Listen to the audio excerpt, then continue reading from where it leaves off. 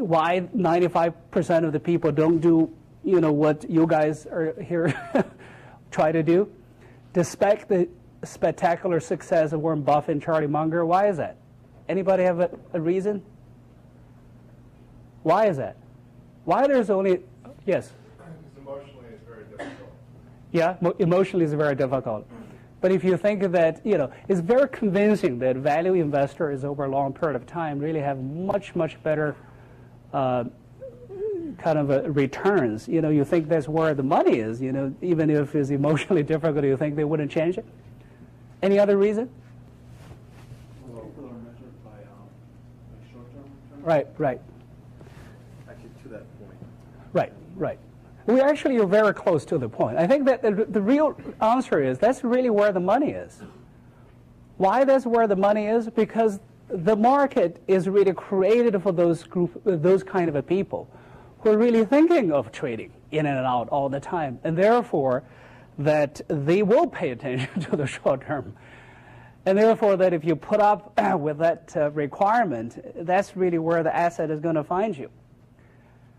And so as a result, that statistic, despite the huge discrepancy of a performance of that 5% have a spectacular return consistently over a long period of time, 95% of the money or something close to that probably would always reside to somewhere else. And if that's where the money is, most of people would naturally end up there. So my first kind of a point I want to leave with you is really to understand who you are, because you will be tested through all this period of time through your future career development, that you're going to really have to really face to ask yourself whether you're a value investor or you're not a value investor. Now, if for whatever reason that your personality is built to be a value investor, that probably means that you somehow genetically mutated throughout the process of evolution, that you're very comfortable being in a minority, which is not really very natural to human beings. Throughout our human evolution process, that most of us survive because we stick with the group in face of large mammals. That's the only way we can survive. And so it is really over tens of thousands of years of evolution. It really deeply ingrained into your genes. But occasionally you will find a small percentage of people really survive despite the fact that they really have a different kind of a gene. It's almost through a mutation process that group of people survived.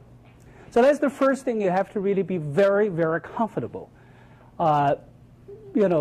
being very much by yourself. And therefore you would naturally adopt the attitude you're right, not because other people agree with you, but because your reason, your evidence are right. It is common sense.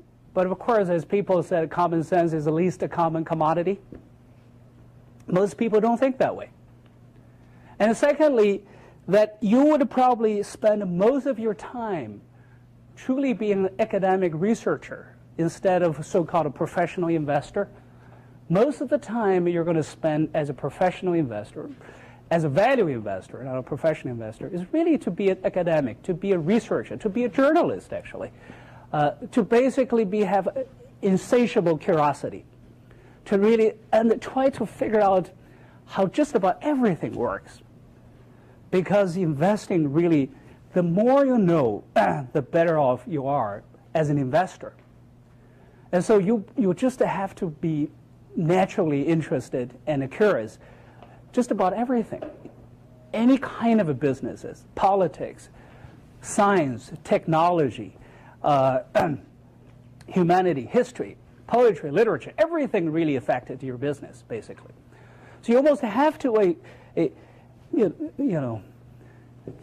don't want to scare off people. You don't have to put it that way. It will help you. It will help you. And then occasionally you would find a few insight that out of those studies that really gave you tremendous opportunities that other people just for whatever reason couldn't deal with.